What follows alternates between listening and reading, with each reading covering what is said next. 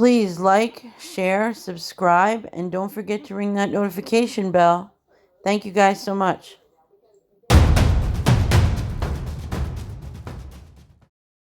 Today, the search warrant was unsealed in regard to Bryan Kohlberger and the evidence seized from his Pullman apartment at the University of Washington.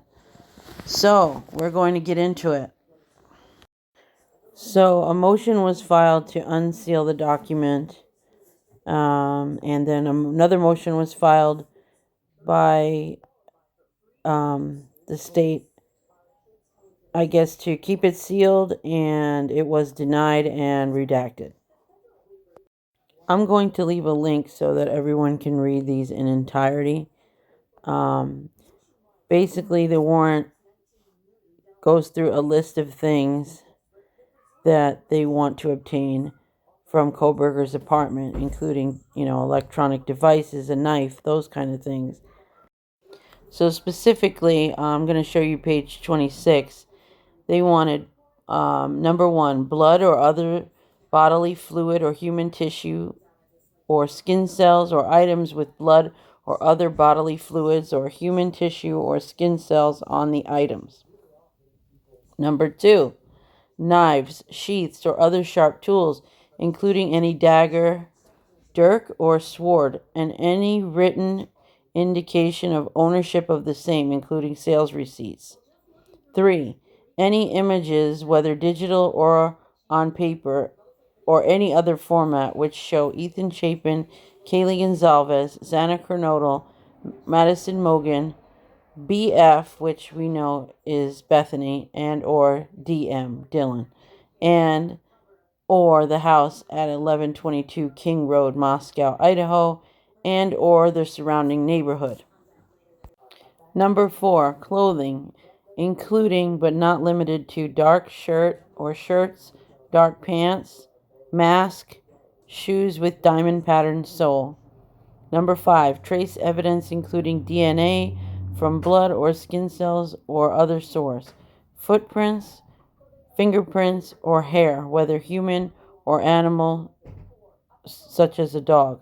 6, data compilations, whether digital, electronic, or on paper, or other formats showing an interest in or planning of murder, violent assault, stabbing, and or cutting of people, and data compilations showing details of the 1122 King Road house, its location, and or any information about Ethan Chapin, Kaylee Gonzalez, Xana Kernodle, Madison Mogen, Bethany and or Dylan, and data compilations showing the location of Bryan Kohlberger or the cell phone with the phone number 509-592-8458 on November the 13th, 2022. Guess they forgot to redact that phone number. I wouldn't recommend calling it, as it's part of evidence. No one's going to answer it anyway. They also are looking for Wi-Fi logs, data and metadata associated with photos, social media posts, and or applications on cell phones or computer towers, laptops, tablets. As an example, but not intended to be an exclusive list of data compilations being sought. Ledgers, papers, lists, books, notes, letters, calendars, address books, contact lists, diaries, tapes, photographs, videos, emails, text messages, social media posts, messages, and metadata associated therewith.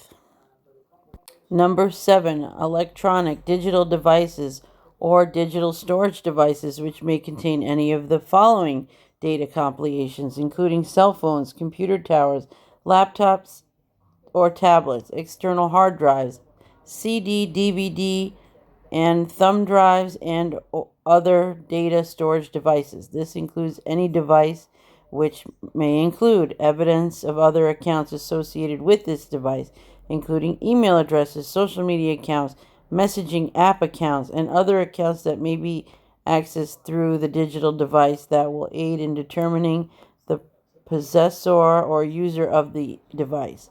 Photographs, images, videos, documents, and related data received data created, assessed, read, modified, received, stored, sent, moved, deleted, and otherwise manipulated between the above dates. Evidence of use of the device to conduct internet searches relating to a review of other murders, violent assaults, stabbing, and or cutting of people, as well as how to avoid detection after the commission of such crimes. Details of the 1122 King Roadhouse, its location, neighborhood, and or information about one or more of the victims: Ethan Chapin, Kaylee Gonzalez, Xana Knodel, Madison Mogen, Bethany, and or Dylan. Information that can be used to calculate the position of the device between the above dates, including location data, GPS satellite data, GPS coordinates for routes and destination queries between the above listed dates, app data or usage information and related location information, IP logs or similar internet connection information, and images created, assessed, or modified between the above listed dates, together with their metadata and EXIF tags. Evidence of the identity of the person in possession of the device on or about any times that items of evidentiary value located pursuant to this warrant were created, modified, assessed, or otherwise manipulated. Such evidence may be found in digital communications, photos and video, and associated metadata, IP logs, documents, social media activity, and similar data. Also, passwords, phrases, codes, patterns, fingerprints, and or usernames to operate any such device. 8. Indicia of residence in or ownership or possession of the premises of any of the above items. I am seeking a search warrant for Kohberger's office at Washington State University to search for 1.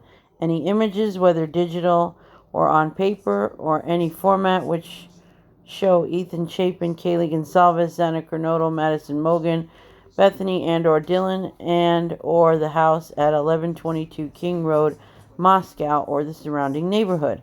And 2, data compilations, whether digital, electronic, or on paper or other format, showing an interest in or planning of murder, violent assault, stabbing, and or cutting of people, and data compilations showing details of the 1122 King Road house, its location, and or any information about Ethan Chapin, Kaylee Gonzalez, Xana Kernodle, Madison Mogen, Bethany and or Dylan, and data compilations showing the location of Bryan Kohberger and or the cell phone with the phone number, and again 509-592-8458 on November 13th, 2022, including Wi-Fi logs and data or metadata associated with photos, social media posts, and or applications on cell phones or computer towers, laptops, tablets. As an example, but not intended to be an exclusive list of data compilations being sought, ledgers, papers, lists, etc. Wow, that was a lot. So that was a long list of things that they're looking for, and a lot of these paperwork is kind of repetitive. What they did find is listed in the next document here. So the items that were seized was 1 nitrate type of black glove, 1 Walmart receipt with 1 Dickies tag, 2 Marshall receipts, 4 a dust container from a Bissell Power Force vacuum, 8 possible hair strands, 6 1 Fire TV stick with cord and plug, number 7 1 possible animal hair strand, 8 1 possible hair, 9 1 possible hair, 10 1 possible hair, 11 1 possible hair strand, 12 1 computer tower, and then it's ABC. So 12A, a collection of a dark red spot collected without testing. B, 2 cuttings from an uncased pillow of reddish brown stain. Larger stain was tested. C, 2 top and bottom of mattress cover packaged separately, both labeled C, multiple stains, one tested. That was all signed off by chain of command, and let's talk about that. Okay, so number one on that list was one nitrate type black glove, which was interesting because it was only one. It wasn't like a box or, what have you. Black gloves. So since COVID, I mean, you can buy any kind of gloves anywhere: orange, blue, clear, black. There are different, colors and makes and models, and depending on where you can get them, since they are harder to get since the COVID era. Generally speaking, black gloves are usually used in tattoo shops, automotive, um, places that you would get stains, and see them on the glove. Cleaning places tend to use black gloves as well. As you know, people in the medical field, if you go to the hospital, we tend to use blue or purplish blue gloves most of the time. Okay, the second thing was a Walmart receipt. This is just a generic Walmart receipt I got offline, just to show an image. Now, there has to be something on that receipt related to purchasing clothes because it has to be relevant to the search warrant. So, I don't know what was purchased, cleaning products, or who knows. I have no idea what could have been purchased with that Walmart receipt. They also said they found a Dickies tag. Now, I don't know if it was a tag from inside of a shirt or pants, or it was one of the outer tags. We do know that Dickies makes a lot of work clothing, including work pants. They also found two Marshalls receipts. That's just a generic one. And they mentioned a vacuum, a Power Bissell Force vacuum, and they took the collection container from it, the dust container. Now, I think it's pretty obvious why they took this, but for those of you that may not understand why, basically they're going to they vacuum his apartment, and also he may have vacuumed his apartment earlier on. It had been over a month, almost, I guess about 6 weeks since the crimes had occurred. So had he had any of the victim's hair, fibers, etc., on his clothes or his shoes, and they wound up on the floors or the carpet or whatever's in that apartment, and he then vacuumed, they would collect in that container, and they could potentially get evidence from that container, including skin cells. Vacuums have been very helpful in crime scenes.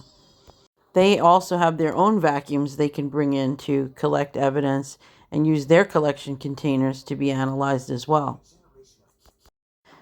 They found 8 possible hair strands. So we all know what hair strands are. And I guess they have to say possible because until they have somebody qualified to examine them under a microscope and determine that they are, in fact, hair and of what origin, human, animal, etc., they all look a little different under the microscope.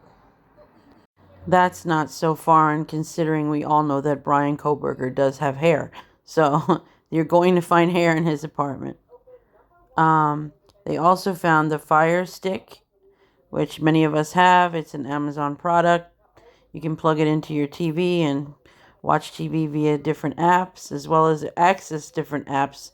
And you can browse the internet too on the computer as well. So that may have some evidentiary value.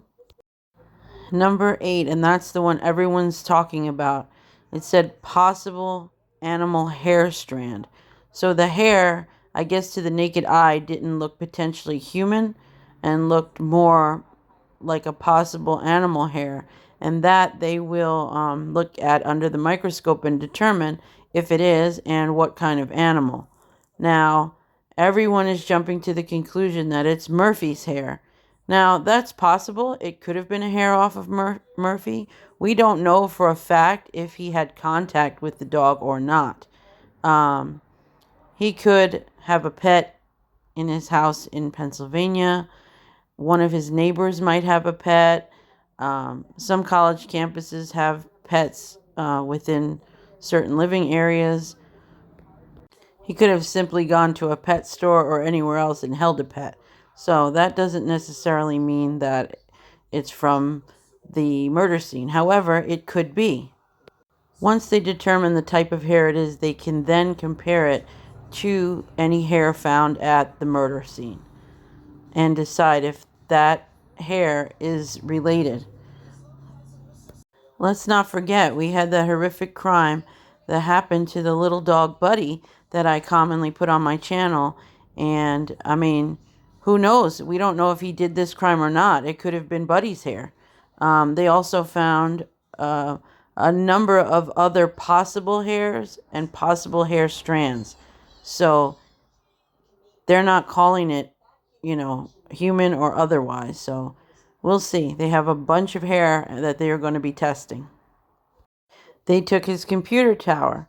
We all saw law enforcement carrying out that large computer tower. This was taken from Fox News cameramen. You can see it there. It's similar to this type of computer tower. It was pretty large, and they're going to get a plethora of information off of that, as we all know how valuable that is. They mentioned stains, dark red spots on a pillowcase. Now, we all know from living life that pillowcases do get discolored if they're not covered. The color of the stains can vary depending on the age of them, and they can look reddish. They also found some stains on his mattress cover, which again is not uncommon. People sweat. He could have spilled coffee. It could be anything.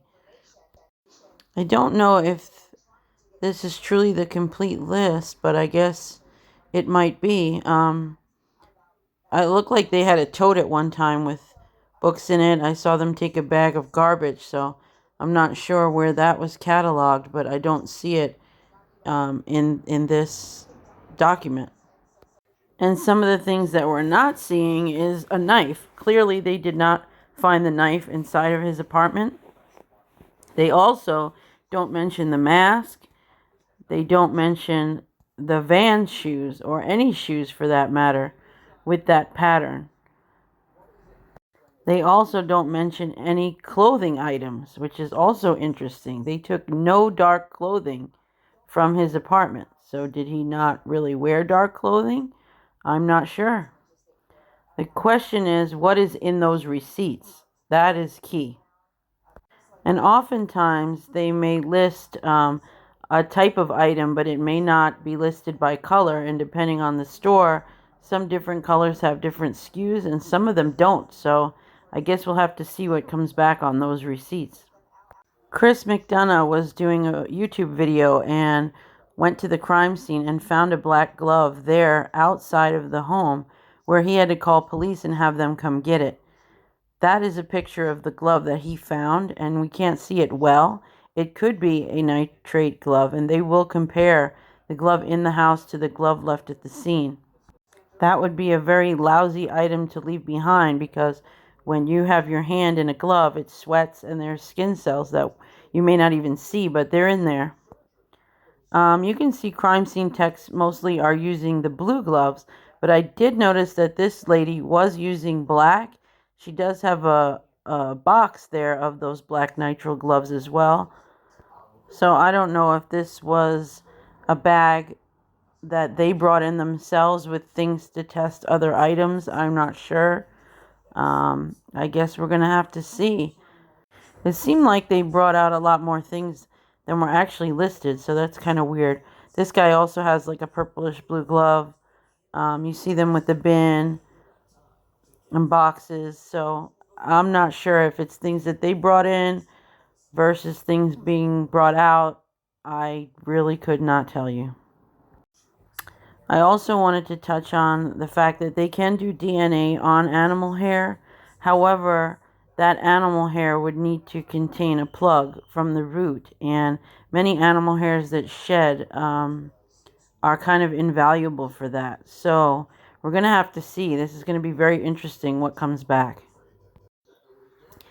In the meanwhile, we'll continue to keep the families of Xana, Ethan, his siblings, Kaylee and her family, Madison and her family, as well as Buddy the dog and his family. We don't know. We might get some answers in his case with those hairs. You never know. If you have any information in regard to any of these cases, please contact the Moscow Police Department at 208-883-7180. Please consider subscribing to my channel and hitting that notification bell, and I will get all of the most current news right to you. I will always do my best to bring the facts in the cases that I cover. I'm not here just for the clicks and the media hype. Lots of creators will title things and then not deliver what they promise. I'm not them. Thanks again for watching. I appreciate you all.